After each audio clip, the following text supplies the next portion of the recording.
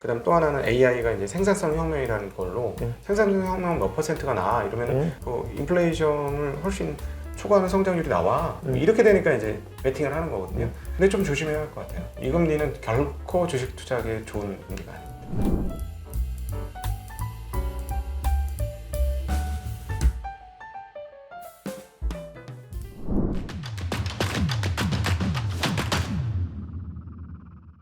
최근에 이제 한국 시총 2023년 그리고 2024년 이제 변화 이렇게 쭉 했는데 뭐 부동의 1위 뭐 삼성그룹 그다음에 뭐 2, 3위는 좀 바뀐 것 같더라고. SK, 삼성 이렇게 가는데 5등이 HD 현대예요. 그리고 8위가 이제 한화. 그리고 빠져나간 게 뭐 에코프로 그룹 이렇게 되는 건데 하나 같은 경우에는 가만히 생각해 보면 뭐 방산 좋았고 조선 지금 좋고 그래서 뭐 양쪽에서 이제 다 뭐 괜찮은 것 같다라고 하는데 지주회사 주식은 그 모양이고 뭐 HD 조선은 매번 말씀하시지만 제가 이거 판교 이렇게 지나가다 보면 보이거든요. HD 현대 검은색 건물 저 회사가 저렇게 큰 회사인가? 라는 생각이 이제 또 이제 들고 오직 조선에 관련된 회사만 가지고 있잖아요. 그걸 보면서 야 우리나라 회사는 옛날에 알던 회사 거기서 크게 변하진 않고 그 안에서 자기들끼리 순위받기만 하는구나 손받기만 하는구나 라는 생각이 들거든요. 그래서 이걸 굉장히 큰 문제라고 생각하시는 분들이 계세요. 새로운 회사들이 그럼요. 네이버 카카오 정도가 뭐 9등 10등 뭐 요 정도 이렇게 하고 있는데 그것도 벌써 나온 지가 한참 됐지 않습니까? 그렇죠. 거기는 이제 먼저 첫 번째 HD 현대그룹이 이제 합산 시총이 50조를 훨씬 넘어요. 그러니까 그 HD 그룹이 근데 이 정도면 현대차를 돌파를 한 건데 현대차 시총 훨씬 더 돌파를 했어요. 그 기아차 합산 말고. 근데 이익 규모는 게임도 안 된다는 거예요. 어떻게 표현하고 있냐면 이게 원래 가격이에요. HD 현대가 그룹이 이게 원래 가격인 거예요. 옛날이 저평가고 네, 저평가지만 이게 원래 가격이고 그걸 쪼개서 이렇게 분할을 하니까 이렇게 가격이 올라온 거죠. 다른 그런 식으로 따지면 현대기아차는 뭐 자동차라서 뭐 성장성이 떨어져서 PER 못 받는다 뭐 이렇게 해도 이 회사들 숨어 있는 기업들을 따져보면 훨씬 더 많이 올라야 되는 거죠. 이게 바로 이제 저평가예요. 한국의 저평가인데 얘네들은 자체적으로 이상한 짓을 해서 그거는 재평가를 받은 거고요. 일단 그렇고 그러면 이제 한국의 이 전반적인 저평가 수준과 비교해 보면 얘네들은 이제 고평가가 되는 완전 비싸죠. 이게 비교 분석을 하는 순간 너무 비싸진 거예요. 조선 도크 새로 지은 게 하나도 없어요. 서로 무서워서 못 짓고 있는 거예요. 잘못될까봐. 그리고 5년 넘어가면 26년, 27년 되면 새로 지은 배들이 막 본격적으로 운항을 시작하거든요. 운임이 이제 꺾이기 시작할 겁니다. 확실하게 내년 26년, 27년 향해 가면 운임이 꺾일 거예요. 그러면 조선의 수주도 좀 문제가 생길 수 있어요. 물론 이제 적은 있습니다. 이게 미국과 중국이 이렇게 딱 옛날에 글로벌 통합에서부터 분리가 돼서 블록이 딱 쳐져지니까 훨씬 더 많은 교육이 더 필요할 수도 있죠. 그렇게 해도 그럼에도 불구하고 지금 계속해서 엄청나게 많은 배들이 찍혀 나가고 있기 때문에 이렇게 된다면 26년, 27년 안 좋아서 그건 지금 조선 투자하시는 분들 좀 조심하셔야 될 것 같고요. 방사는 미래는 되게 좋아 보이는데 그 중에서도 엄청난 고평가들이 나와요. 이제는. 그래서 그것도 조심하셨으면 좋겠어요. 어제 댓글에 그런 게 가장 최근 댓글에 그런 게 나왔어. 아니 나는 각도기님이 좋다는 종목은 사고 나쁘다는 종목은 안 하고 했는데 최근 2년간 수익이 엉망진창이다. 엉망진창이다. 그렇지. 이렇게 이제 얘기를 했고 그 밑에 댓글은 나는 각도기가 나쁘다는 것만 사서 아니요. 좋다는 거 사고 나쁘다는 거 팔고 했는데 오히려 시청을 하고 난 수익이 괜찮다. 작년에도 괜찮았다. 그러니까 똑같은 정보를 들었는데 결과가 전혀 다른 거예요. 이런 상황들이 계속해서 발생을 하니까 그 밑에 또 댓글도 뭐예요. 맞다. 이쪽이 맞다. 저쪽이 맞다. 뭐 각방꿀이다. 아니다. 뭐 이렇게 막 나오는데 이 정보를 어떻게 사람들이 인식을 하기 때문에 계속 이런 모순들이 발생을 한다고 생각하세요? 그 시인들이 시를 쓰거나 예술가, 미술가들이 그림을 그리거나 하면은 본인의 의도도 있지만 해석자의 해석도 있는 거잖아요. 시 같은 경우는 완전히 다르게 해석될 수도 있는 거고 그러니까 그거는 그런 영역이라고 봐요.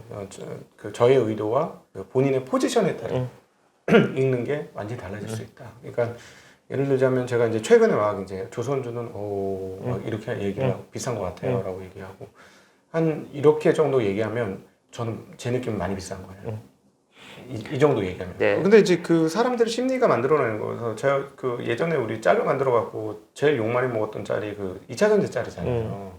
우리 2차 전지 그때 뭐라고 했냐면 이러다가 물리면 결국 시장 떠나고 죽고 뭐 이런 걸 너무 많이 봤으니까 제발 다치지 말아야 된다. 그럼 다치지 않아야 기회가 온다라는 얘기했잖아요. 그때는 진짜 2차 전지는 말도 안 되는 고평가였기 때문에 굉장히 세게 얘기를 한 거고 얘네들은 그 정도까지는 아니에요.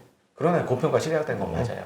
근데 2차 전지를 제가 그렇게 얘기한 게 사실은 그 전부터였거든요. 그 전부터도 비싸다고 했는데 훨씬 더 비싸졌었어요. 그러니까 완전 댓글에 보면 바보 멍청이 이렇게 안 나오잖아. 아무것도 모르는 너 때문에 내가 더 산다. 만약에 진짜 그때 거기서 더 사신 분들은 지금 진짜 뭐 반토막이 훨씬 더 났잖아요. 거의 한 70% 날라갔으니까. 제가 지금 말씀드리는 이 조선하고 조선 중에 싼 거 있어요. 있습니다. 그런 쪽으로 바꾸시는 건 오케이. 예. 조선 중에 비싸지 않은 것들이 있으니까 그거는 한번 찾아보시면 되고요. 조선하고 방산 중에서 과하게 비싼 것들이 생겼고 더 오를 수도 있어요. 그러나 어쨌든 결과적으로 나중에 되면 현재 시점 이상에서의 가격에 이 주식을 갖고 있으신 분은 다칠 거다. 대신에 삼양식품처럼 공장을 늘려서 매출을 늘렸는데 그게 전부 수익이 되고 매출가액이 계속해서 는다. 그거는 그거는 콜이에요. 네. 그런 관점에서 보면 삼양식품이 지금의처럼 성장을 계속해서 나가고 공장이 저렇게 뭐 두 군데가 더 늘어나고 이러면 지금이 크게 비싸 보이지는 않는 것 같더라고요. 올랐는데도. 네네. 그래서 이제 그렇게 이제 현혹이 되는 거죠. 네. 아 그래 앞으로 더 좋아질 거야.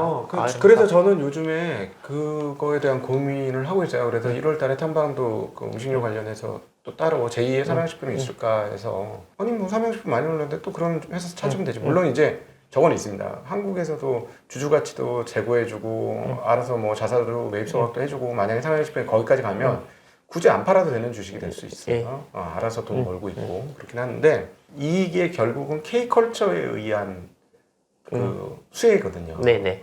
그러니까 제가 항상 얘기하지만 여기서 수혜 음식료나 뭐 화장품이나 이 업종은 사실은 한국의 컨텐츠 업종에 돈 줘야 된다라고까지 표현을 하는데 컨텐츠 업종은 돈 못 벌었어요.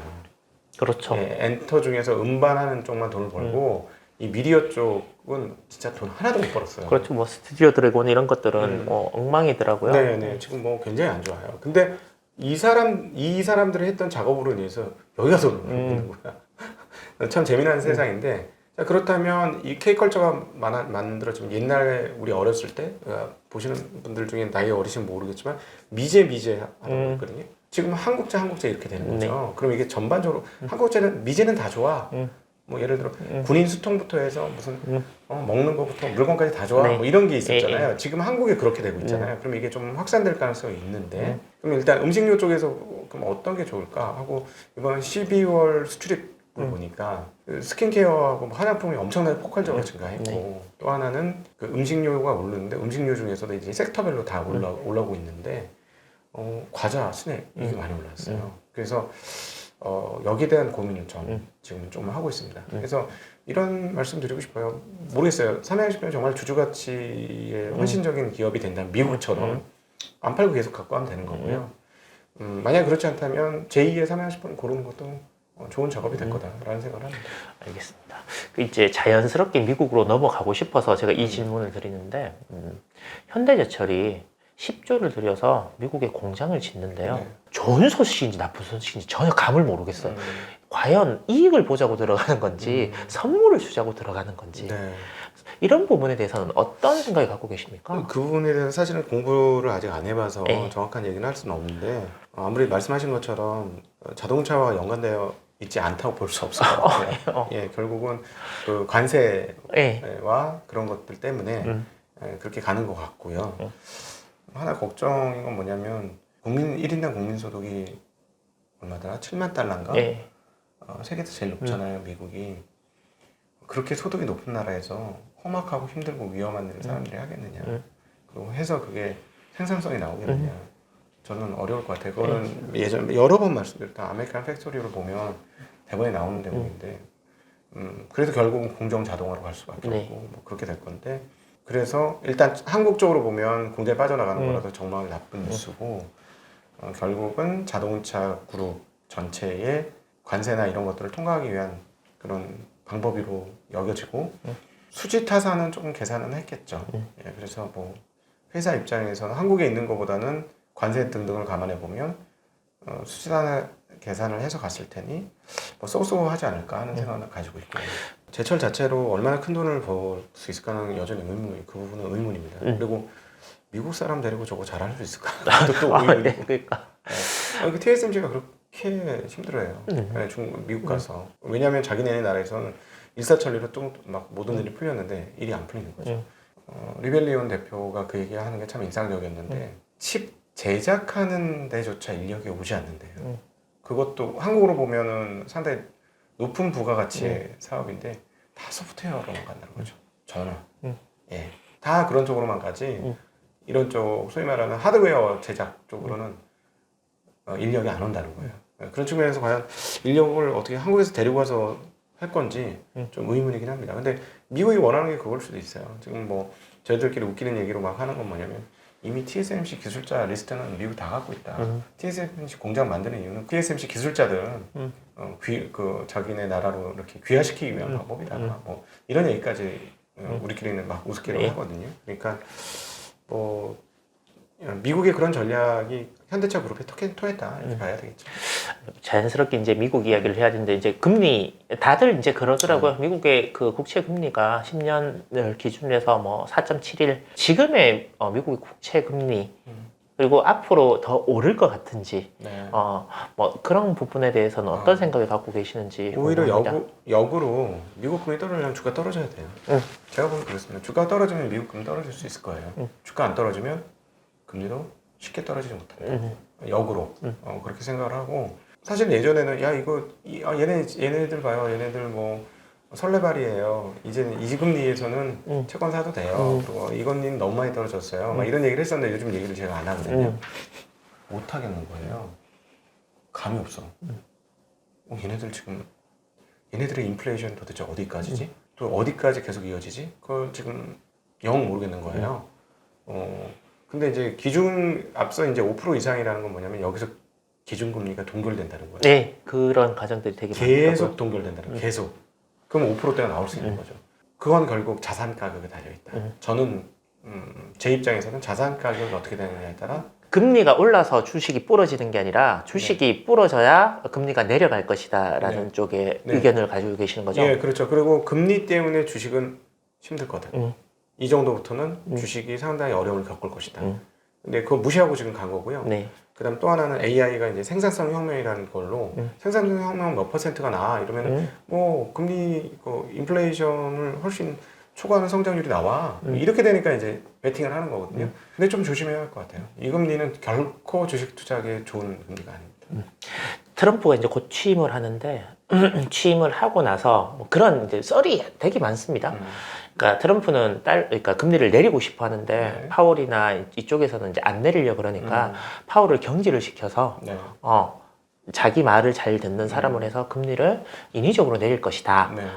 그렇지 않고서는 미국 금리가 내려가지 않을 것이다. 까지 얘기하시는 분도 계시더라고요. 뭐 가능성의 영역이기 때문에 그런데 이제 진짜 불확실성의 세상으로 저희가 들어왔잖아요. 그렇죠. 그리고 이제 미국 투자를 진짜 우리나라 사람들이 많이 하고 있고 거기서 어느 정도 수익을 보신 분들이 많이 계세요. 그러면 그분들은 지금은 주식을 좀 팔아야 되는 시점이라고 보시는 건가요? 현금 확보를 더 해야죠. 금리를 보면. 그러면 비중으로 보면 100을 갖고 있다고 하면 어느 정도의 현금, 한 30 정도는 현금으로 가지고 있는 게 그 정도 필요할 것 같습니다. 그게 딱 지금 버핏이 갖고 있는 현금 수준이에요. 저는 그냥 잘 모르겠으면 버핏 하는 거 이런 현금 보유 비중에 관련해서는 버핏이 하는 거 그냥 따라하는 게 나중에 시간이 지나면 훨씬 좋았다 이런 얘기를 하게 될 것 같아요.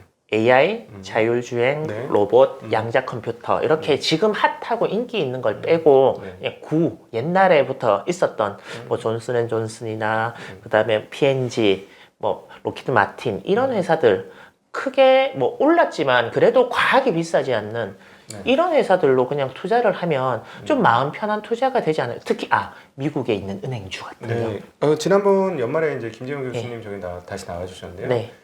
포트폴리오의 거의 상당 부분을 배당주, 배당 성장주, 배당 성장 ETF 네. 이쪽으로 넘기셨다고 하셨어요.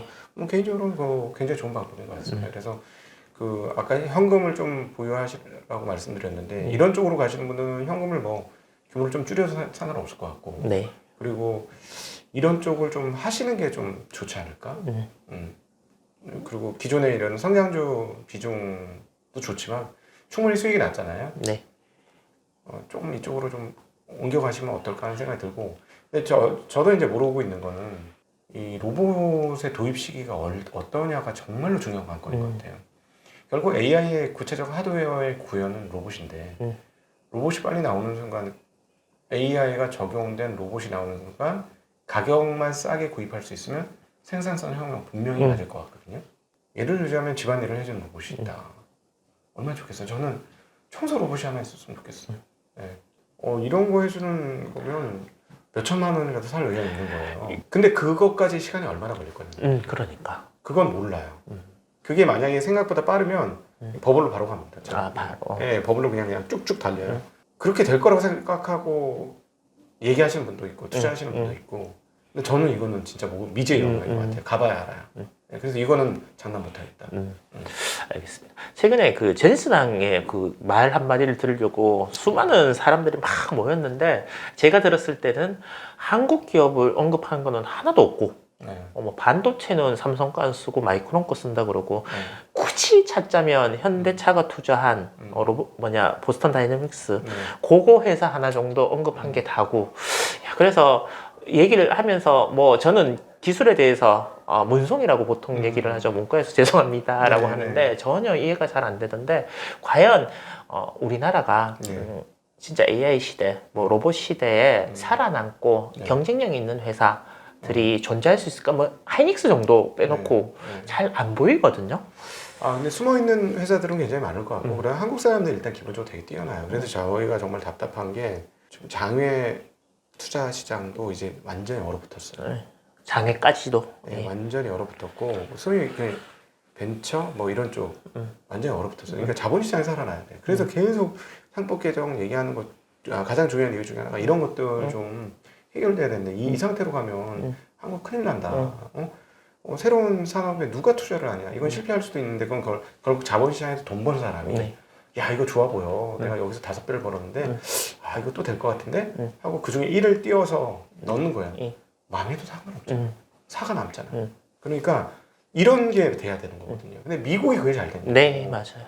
한국인처럼 뛰어난 사람들이 이걸 못한다는 것 자체가 좀 이해가 안 되는 거예요. 우리 이사가 맨날 하는 얘기가 야 임진왜란 때 수구는 똑같았고 지휘장만 달랐다. 원균이에서 전패를 했고 이순신에서 전설을 하지 않았느냐라고 얘기하는데 정말 맞는 얘기인 것 같아요. 한국 사람들은 굉장히 뛰어난 사람들입니다. 그래서 이 사람들이 길을 피고 역할을 할 수 있는 자리를 마련해 주는지 여부가 정말 중요해서 저희가 그동안에 뭐 부동산 쪽에 대해서 좀 대체적으로 부정적으로 얘기하고 했던 부분들은 돈이 이쪽으로 가야 되는데 이쪽으로 안 가고 딴 데 간다. 그럼 우리는 미래는 정해져 있다. 제2의 1번이다. 그런 안타까움들이 지금 굉장히 많죠. 머스크가 그랬나요? 87세보다 한 살이 더 인구가 적은 나라라고 하고 최근에 엑슨가 뭐 이렇게 올렸더라고요. 네네. 그게 우리나라 과연 이 나라에 희망이 있을 것인가? 네. 그러니까 이게 되게 역동적으로 바뀌어야 돼. 그러니까 우리끼리 자기 거 지키려고 하지 말고 너무 키워가야지. 여기서 이제 진짜 성장이 필요할 것 같아요. 저는 개인적으로 성장주의자는 아니에요. 근데 그럼에도 불구하고 이제는 진짜 성장이 필요할 것 같고 그래서 그 자본시장의 역동성을 해보려야 된다는 얘기를 그렇게 하는 거고 그래서 상법 개정이 돼야 자본시장의 역동성이 살아나지 않겠느냐. 그러니까 무슨 30세 신입생이 있는 나라가 재수3수가 아니라 5수, 6수, 7수, 8수를 하는 그리고 서울대 들어가서 또 의과대 가겠다 또 재수를 하고 이건 진짜 말도 안 되는 거예요. 네. 위험을 선호하지 않게 한 문화가 지금 완전히 뿌리 내리고 있는 거예요. 지금 이거 지금 빨리 바꿔야 되고 그러면 결국 저는 개인적인 제 차원에서의 고민한 입장에서는 이 자본의 역동성을 풀어줘야만 이거 일부 풀어주겠구나. 그리고 앞서 말씀드렸듯이 어디서 돈을 벌으면 한 절반 정도 까먹어도 절반이 남으니까 할 수 있는 거거든요. 지를 수 있는 거예요. 이런 문화 만들어줘야죠. 이거 안 되면 진짜 지금 정말 너무 답답합니다. 네, 진짜 일본 될 것 같아서 너무 안타까워요. 만약에 지금 달러를 네. 10,000불 정도의 달러를 가지고 있다 그러시면 뭐 하고 싶으십니까? 미국 채권이 지금 4.7%까지 예. 갔으니까 주게 되든 말든 한번 사보고 싶고 그거 일부 사보고 싶고 그다음에 주식 미국 주식 중에 고배당 주식 사고 싶고요. 일부 환전해서 한국 주식 사고 싶습니다. 네. 그 정도 선에서 네. 고민하시는 분들이 계실 것 같아서 네네. 그래서 이제 마지막 질문으로 제가 그렇게 이제 드렸고요. 네. 3분의 1 정도는 환전해서 우리나라 주식, 네. 또 3분의 1은 고배당, 네. AI 이런 거 말고 그렇죠. 고배당, 그리고 네. 나머지는 채권. 네. 미국 채권. 4.7% 정도에서는 물리더라도 한번 해볼 만한 것 같아요. 5% 가서 왕창 물리더라도 괜찮을 것 같은데. 네. 분명히 기회형 4.7 내외에서는 시대에 줄 것 같아요. 네. 그거는 그렇게 상상 잘 미래를 모르겠으나 만약에 정책이 이상하게 나와서 또 재정을 확 푸는 정책이 나오면 좀 골 때리겠지만 그러지 않고는 웬만하면 모을 것 같아요. 네. 신년을 맞이해서 구독자분들께 네. 하실 말씀 있으시면. 네. 24년도 고생 다들 많으셨고요. 25년도에는 반드시 좋은 결과를 낼 수 있도록 함께 잘 가도록 하겠고, 그 다음에 이제 25년부터는 좀 삶의 여유를 좀 가지실 수 있으면 좋겠고, 저도 그렇게 될 수 있도록 안내도 드리고, 저도 그렇게 살려고 합니다. 이제는 그야말로 밸런스를 좀 맞추면서 장기적인 시계열로 하나하나 움직였으면 좋겠고 투자의 방향성도 그렇게 좀 더 가이드를 해드릴 수 있도록 그렇게 하겠습니다. 네. 각도기님께서 그런 말씀 하시더라고요. 백수로 한 2년 정도 놀면 지루해갖고 어떤 일을 찾는다 이런 말씀을 하시는데 제가 이제 3년째 지나고 4년 차거든요. 살아보니 경제적으로 꾸준하게 돈만 있으면 재밌습니다. 아니 뭐 살만해요. 뭐 하고 싶은 거 하고 가고 싶은데 갈 수 있는데 왜 지루하겠습니까? 네. 내가 좋아하는 사람 만나서 밥 사주고 이야기 나누고 진짜 좋은데 작년처럼 경제적으로 이렇게 좀 쪼그라들잖아요. 그러면 불안하고 그럼요. 일자리를 찾고 싶더라고요. 네네. 그래서 이 자본주의 사회에서 그 백수 생활에 2년 정도가 지루한 건 뭐 성향에 따라 좀 다르겠지만 돈의 규모가 계속 커지면 나는 놀아도 되는 사람이구나. 나는 놀팔자구나 이렇게 생각을 하는 거고 이 규모가 계속 줄어들면 역시 나는 워낙 채굴을 해야 되는 그런 팔자구나 이렇게 생각을 하는 것 같더라고요. 여러분들 원래는 자산이 계속 늘어나서 내가 놀아도 될 팔자인가? 이런 생각을 많이 하시는 그런 한 해가 되셨으면 좋겠습니다. 네. 오랜만에 찾아뵙는데 긴 시간 시청해 주셔서 고맙습니다. 감사합니다. 감사합니다.